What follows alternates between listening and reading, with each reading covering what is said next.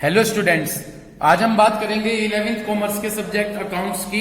और आपको पता है कि इसमें हमारा जो चैप्टर चल रहा है वो चैप्टर है ट्रायल बैलेंस का। आज हम ट्रायल बैलेंस के जिस क्वेश्चन को डिस्कस करेंगे वो क्वेश्चन है क्वेश्चन नंबर 6। ठीक है, तो सभी आप क्वेश्चन नंबर 6 को खोल लें। क्वेश्चन नंबर 6 आज हम डिस्कस करेंगे आपके साथ।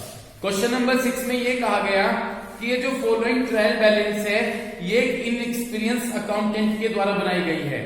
इनएक्सपीरियंस का मतलब जिसको एक्सपीरियंस नहीं है उस अकाउंटेंट ने ये ट्रायल बैलेंस तैयार की है।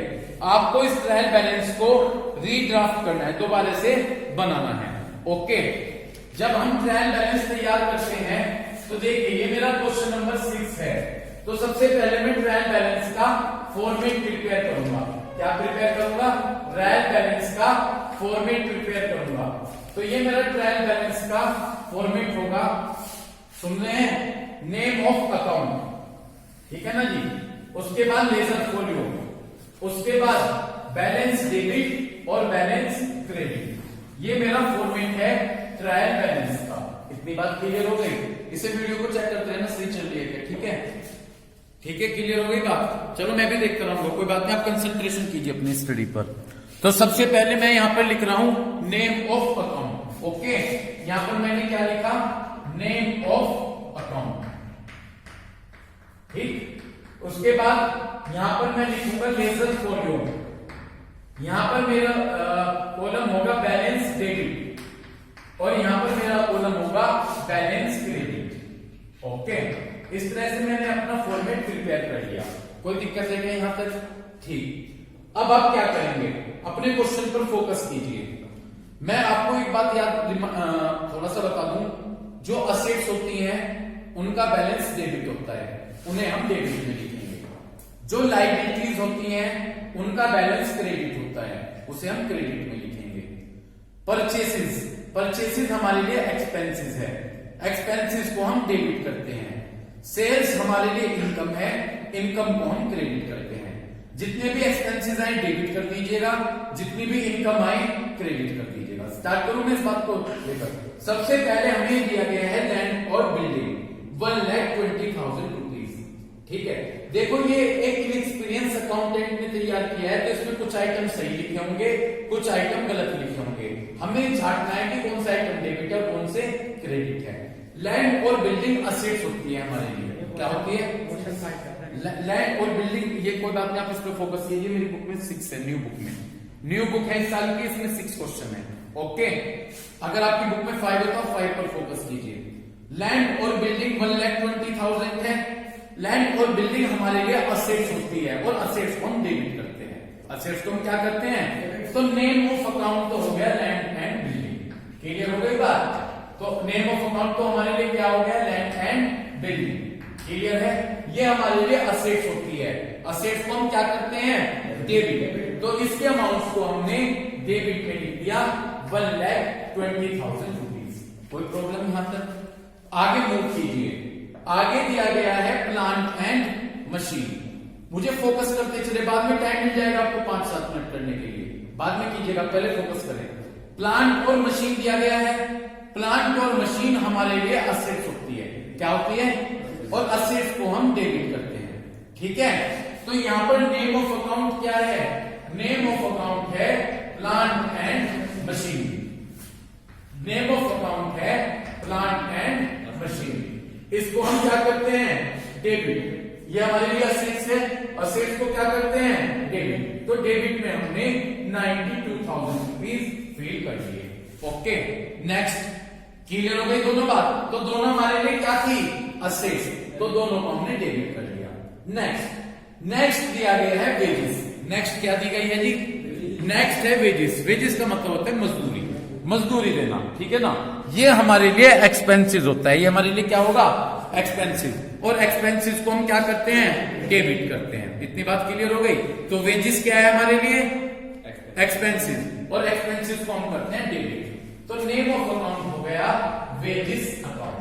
क्या हो गया? Wages account. और एक्सपेंसेस को हम क्या करते हैं? डेबिट। तो डेबिट में जाकर 18,200 रुपीज हमने फिल कर लिया। इतनी बात क्लियर हो गई? यहां तक कोई प्रॉब्लम? नेक्स्ट नेक्स्ट है जी डिस्काउंट अलाउड। पहले आप डिस्काउंट अलाउड का मतलब समझें। आपने डिस्काउंट दी, यानी हमने सपोज किसी को कोई सामान बेच रखा है, ठीक है, वो हमें पैसे देने आया, वो हमें कम पैसे दे गया। अगर हमें कम पैसे, हमने उसे डिस्काउंट दे दी, तो डिस्काउंट अलाउड का मतलब है डिस्काउंट दी, ये हमारे लिए लॉस है, और लॉस को हम डेबिट करते हैं। लॉस को हम क्या करते हैं? डेबिट। समझ गए क्या बात आप? तो डिस्काउंट अलाउड का मतलब क्या है? हमने डिस्काउंट दी, हम डिस्काउंट दे रहे हैं, तो जब हम डिस्काउंट दे रहे हैं हमारे लिए क्या है? लॉस। लॉस को हम क्या करेंगे? डेबिट। तो नेम ऑफ अकाउंट में मैंने यहां पर लिखा डिस्काउंट अलाउड। क्या लिखा मैंने यहां पर? Discount allowed. इतनी बात समझ में आ गई? और ये डिस्काउंट अलाउड मेरे लिए एक्सपेंसेस है, तो एक्सपेंसेस को मैंने जाकर लिखा डेबिट में 1620। कहां लिखी थी अमाउंट आपकी बुक में? क्रेडिट में लिखी हुई है, गलत लिखी हुई है, क्योंकि वो इनएक्सपीरियंस अकाउंटेंट था, सही नहीं था। थी हमारे लिए लॉस, ठीक है, तो इसलिए डेबिट में लिखा, वहां दिखाएगा क्रेडिट की मिस्टेक की हुई है। आगे चलो। नेक्स्ट है जी डिस्काउंट रिसीव। हमने डिस्काउंट रिसीव करी। सपोज मैं किसी को पैसे देकर आ रहा हूं, उसने मुझे कहा कि आप कम दे दीजिए, कोई बात नहीं, तो मेरे लिए क्या हो गया? प्रॉफिट हो गया। प्रॉफिट को क्रेडिट करते हैं। प्रॉफिट को क्या करते हैं? तो यहां पर देखो डिस्काउंट रिसीव है कितना, बुक में जाकर देखो कितना है डिस्काउंट रिसीव? 730 है, 730 रुपए हैं, यानी मुझे 730 रुपए की डिस्काउंट मिली। अगर मुझे डिस्काउंट मिलेगी तो ये मेरे लिए इनकम है, प्रॉफिट है, और इसे हम क्रेडिट करेंगे। बुक में क्या किया हुआ है? डेबिट, गलत किया हुआ है, ये मिस्टेक की हुई है, ठीक है। तो नेम ऑफ अकाउंट में मैं लिखूंगा यहां पर, नेम ऑफ अकाउंट में क्या लिखूंगा मैं यहां पर लिखूंगा डिस्काउंट रिसीव, ठीक है। यहां पर मैंने लिखा डिस्काउंट रिसीव, ये मेरे लिए इनकम हो गई, तो मैं इसे क्रेडिट में लिखूंगा। कहां पर लिखूंगा? क्रेडिट में 730 रुपीज। कोई प्रॉब्लम? नेक्स्ट पढ़िएगा। नेक्स्ट है जी परचेसेस। परचेसेस हमारे लिए एक्सपेंसिव होता है। परचेसेस हमारे लिए क्या होता है? और एक्सपेंसेस को हम डेबिट करते हैं। इतनी बात समझ में आ गई? परचेसेस क्या है हमारे लिए? एक्सपेंसेस। तो मैंने यहां पर नेम ऑफ अकाउंट में क्या लिखा? नेम ऑफ अकाउंट में मैंने लिखा परचेसेस। ये मेरे लिए क्या है? ये मेरे लिए एक्सपेंसेस है, तो इसको मैं डेबिट में लिखूंगा 1,26,000। समझ गए क्या? क्यों लिखा डेबिट में? क्योंकि एक्सपेंसेस है, इसलिए हमने इसे डेबिट में लिखा। ओके, नेक्स्ट चलिएगा नेक्स्ट ट्रांजेक्शन पर। नेक्स्ट ट्रांजेक्शन क्या दिया गया है? सेल्स। देखिएगा एक बार ध्यान से सुनिएगा, सेल्स हमारे लिए इनकम होती है। सेल्स हमारे लिए क्या है? और इनकम को हम क्रेडिट करते हैं। इनकम को हम एक्सपेंसेस को डेबिट करेंगे, इनकम को क्रेडिट करेंगे। तो सेल्स हमारे लिए इनकम है, तो इनकम को हम क्या करेंगे? क्रेडिट करेंगे। मेरे लिए नेम ऑफ अकाउंट क्या हो गया? Sales account. ओके, ये मेरे लिए हो गया सेल्स अकाउंट, ठीक है। ये मेरे लिए क्या है? इनकम। इनकम को हम करेंगे क्रेडिट, तो जाकर क्रेडिट साइड में हमने फिल कर दिया 2,40,000। कोई प्रॉब्लम है क्या? क्लियर? नेक्स्ट है जी आपकी इसमें क्या दिया गया है? Return invoice. रिटर्न इनवॉइस को ब्रैकेट में सेल्स रिटर्न लिख लीजिए। रिटर्न इनवॉइस का मतलब सेल्स रिटर्न। हाँ, रिटर्न इनवॉइस, इन माने आना, ठीक है, और बेचा, सेल्स माने बेचना, ठीक है। रिटर्न इनवॉइस, इनवॉइस है ना, इनवॉइस माने आना, यानी बेचा हुआ सामान वापस आ रहा है, तो रिटर्न इनवॉइस हमारे लिए क्या है? Sales return. पहले मैं एक काम कर लेता हूं, नेम ऑफ अकाउंट में यहां पर रिटर्न इनवॉइस लिख लेता हूं। नेम ऑफ अकाउंट में मैंने क्या लिख दिया यहां पर? Return invoice. ओके, ये सेल्स रिटर्न है। देखो, सेल्स तो हमारे लिए क्या थी?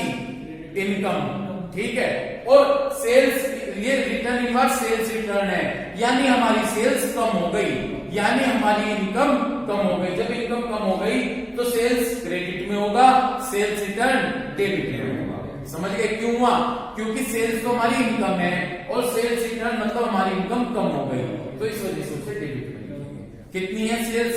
ये रिटर्न इनवॉइस 6,000 500। वहां देखो क्रेडिट में दी गई है, ठीक है, क्लियर हो गई बात।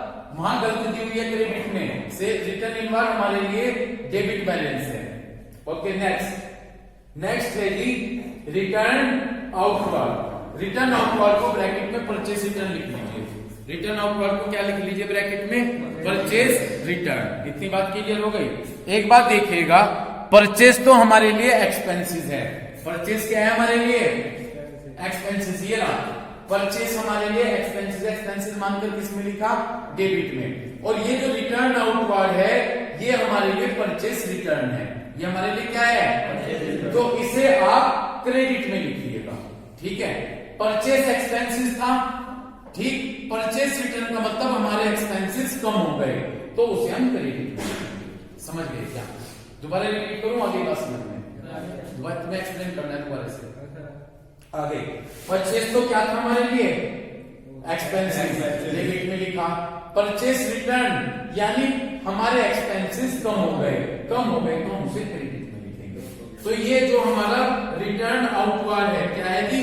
रिटर्न आउटवर्ड, ठीक है जी, रिटर्न आउटवर्ड। ये हमारे लिए क्या है? ये एक्सपेंसेस कम हो गए हमारे, तो इसे आप क्रेडिट बैलेंस। ये हमारे लिए क्या है? क्रेडिट बैलेंस है 3370। कहां दे रखा है उन्होंने इसे? कहां दे रखा? 3370 डेबिट में दे रखा और आएगा ये क्रेडिट में। गलती है। क्लियर हो गई बात। नेक्स्ट ट्रांजेक्शन पे चले। नेक्स्ट है जी ओपनिंग स्टॉक।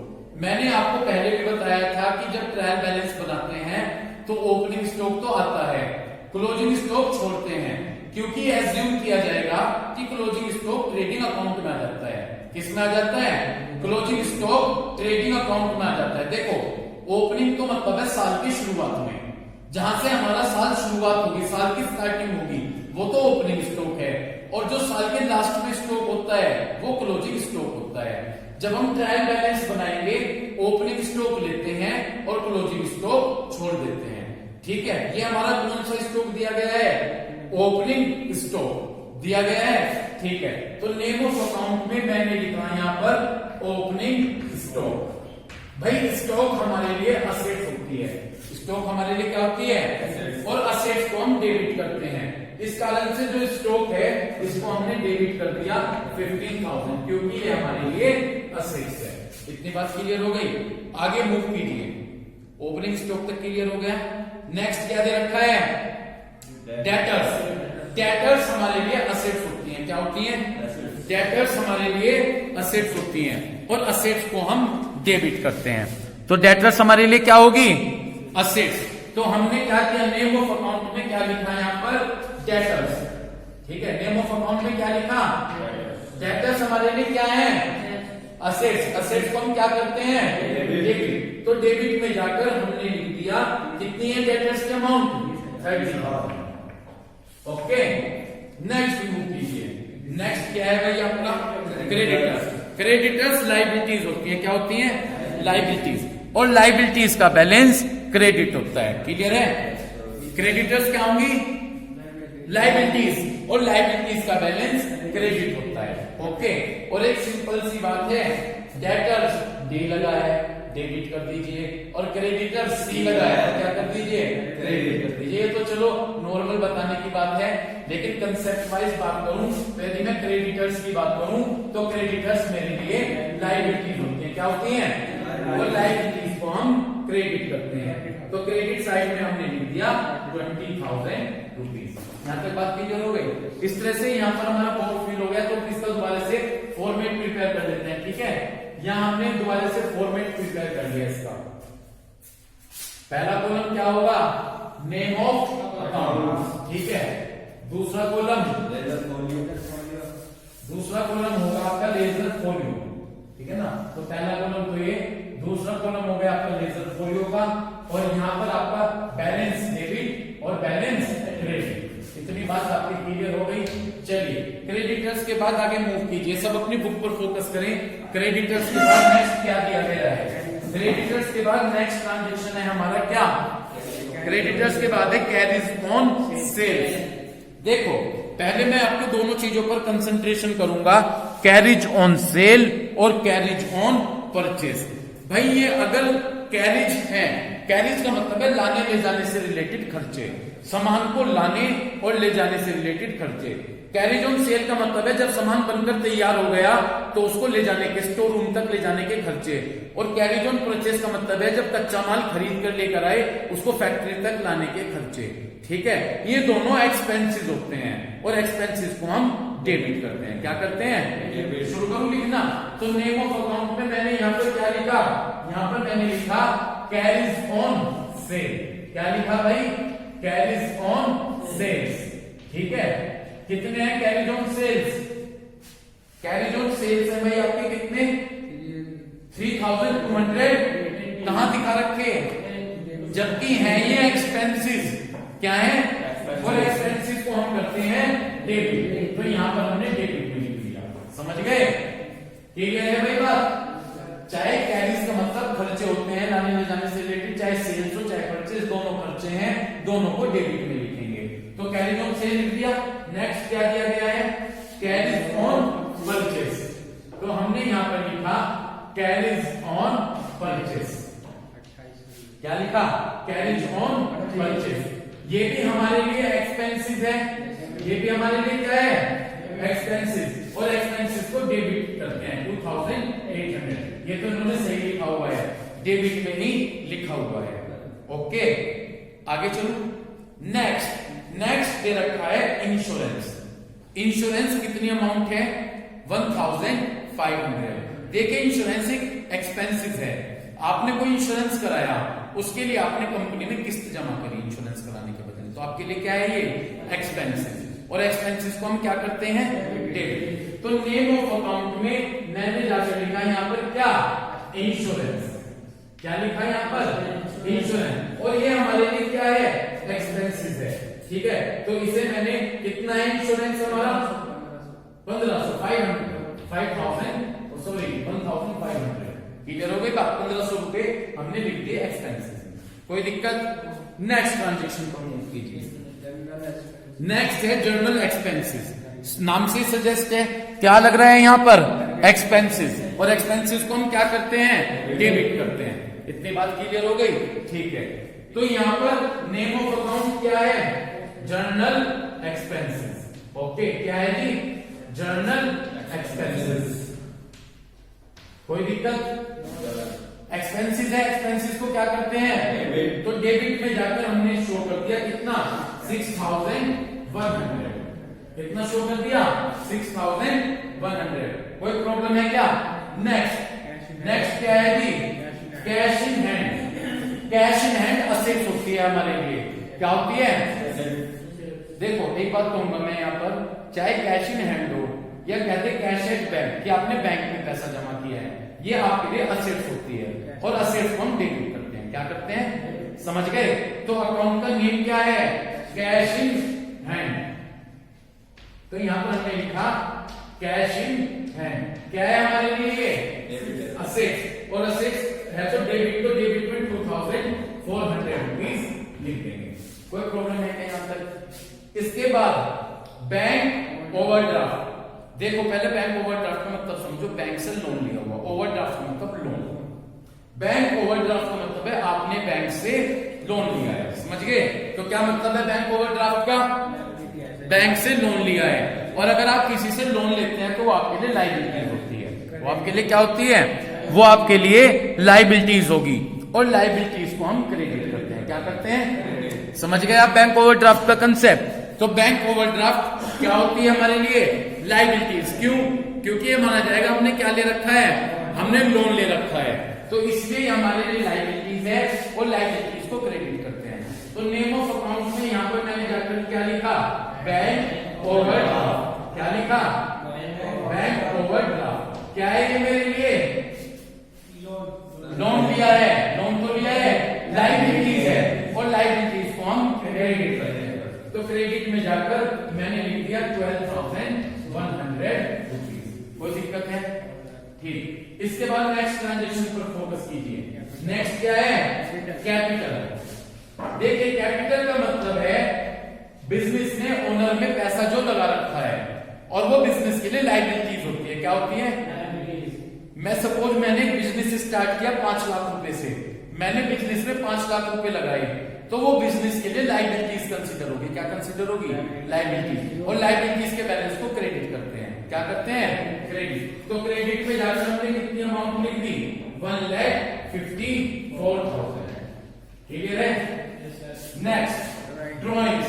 ड्रॉइंग्स का मतलब है ओनर ने, जो बिजनेस का मालिक है, उसने पर्सनल यूज के लिए बिजनेस से पैसे निकाल लिए, पर्सनल यूज के लिए, तो एक खर्चा होता है, एक्सपेंसेस है, तो इसे डेबिट में लिखेंगे। तो नेम ऑफ अकाउंट में मैंने क्या लिखा? ड्रॉइंग्स। ठीक है जी, ये हमारे लिए क्या है? एक्सपेंसेस। वहां क्या किया हुआ है क्वेश्चन में? क्रेडिट, तो ये गलत किया हुआ है, ये हमारे लिए एक्सपेंसिव है, तो हमने इसे क्या कर दिया? हमने इसे डेबिट कर दिया। तो इस तरह से हमने सभी ट्रांजैक्शंस कंप्लीट किए। इसके बाद एक बार जल्दी जल्दी से देखते चले कि कोई ट्रांजैक्शन रह तो नहीं गया है, ठीक है ना। सबसे पहले लैंड और बिल्डिंग था, ये हमारे लिए असेट्स थी, डेबिट में लिख दिए 1,20,000 रुपीज। उसके बाद प्लांट और मशीन थी, प्लांट और मशीन हमारे लिए असेट्स थी, डेबिट में लिख दिए 92,000। वेजेस हमारे लिए एक्सपेंसेस था, 18,200 डेबिट में लिख दिया। उसके बाद डिस्काउंट अलाउड, ये हमारे लिए एक्सपेंसेस है, डेबिट में लिख दिया 1,620। उसके बाद डिस्काउंट रिसीव, ये हमारे लिए इनकम है, इसे हमने क्रेडिट में लिख दिया 730 रुपीज। उसके बाद परचेसेस, ये हमारे लिए एक्सपेंसेस है, हमने डेबिट में लिख दिया 1,26,000। सेल्स, ये हमारे लिए इनकम है, इसलिए इसे हमने क्रेडिट में लिख दिया 2,40,000। रिटर्न इनवर्ड, ये सेल्स रिटर्न है, डेबिट में लिख दिया 6,500। रिटर्न आउटवर्ड, ये परचेस रिटर्न है, क्रेडिट में लिख दिया 3,370। उसके बाद ओपनिंग स्टॉक, ओपनिंग स्टॉक हमारे लिए असेट्स होती है, डेबिट में लिख दिए 15,000। उसके बाद डेटर्स, डेटर्स हमारे लिए असेट्स होती है, डेबिट में लिख दिए 30,000। ठीक, क्रेडिटर्स हमारे लिए लायबिलिटीज होती है, क्रेडिट में लिख दिए 20,000। उसके बाद कैरिड ऑन सेल एक्सपेंसेस है, डेबिट में लिख दिए 3,280।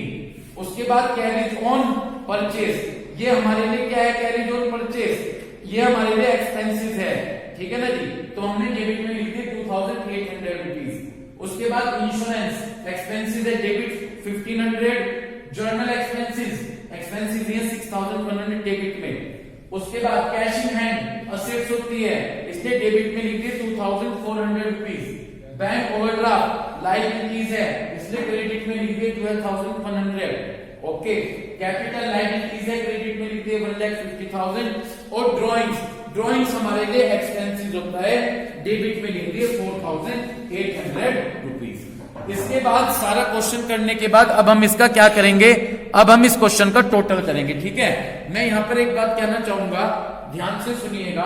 वैसे तो ट्रायल बैलेंस का टोटल इक्वल आता है, ठीक है, लेकिन कभी अगर इक्वल आ जाएगा तो बिल्कुल ट्रायल बैलेंस सही बनी है।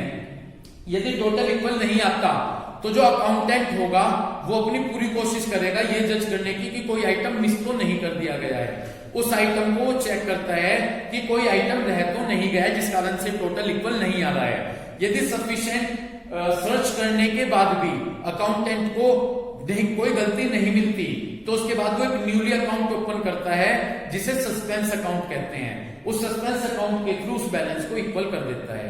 मैंने प्रीवियस वीडियो में इस तरह की प्रॉब्लम सोल्व करके बताई हुई है, ठीक है। अब इस क्वेश्चन में लास्ट में हम क्या करेंगे? लास्ट में हम इस क्वेश्चन का टोटल करेंगे। ओके, जब आप टोटल करोगे तो डेबिट साइड का टोटल क्रेडिट साइड के इक्वल आ जाएगा। 120 प्लस 92 प्लस 18,200 प्लस 1620 126 1,26,000 6,500 15,000 30,000 और इन सबको टोटल कर दीजिएगा तो डेबिट साइड का टोटल 4,30,200 ये आ जाएगा आपका, ठीक है। इसी तरह से क्रेडिट साइड का टोटल कीजिएगा। जब आप क्रेडिट साइड का टोटल करेंगे तो एज इट इज यही आंसर आ जाएगा 4,30,200। इस तरह से दोनों तरफ का टोटल इस क्वेश्चन में इक्वल मैच कर गया। इतनी बात क्लियर हो गई? तो इस तरह से आपको टोटल क्लियर हुआ, किस तरह से आपने टोटल लगाया, ठीक है जी। तो इस तरह से आज हमने क्वेश्चन नंबर 6 किया। उम्मीद करता हूं कि जब आप इस वीडियो को देखेंगे तो आप समझेंगे कि क्वेश्चन नंबर 6 किस तरह से हमने सोल्व किया, ठीक है ना। ये ट्रायल बैलेंस बड़ी इजी चैप्टर है, तो उम्मीद करूंगा कि इस क्वेश्चन को आप बड़े अच्छे से क्लियर करेंगे। Thank you.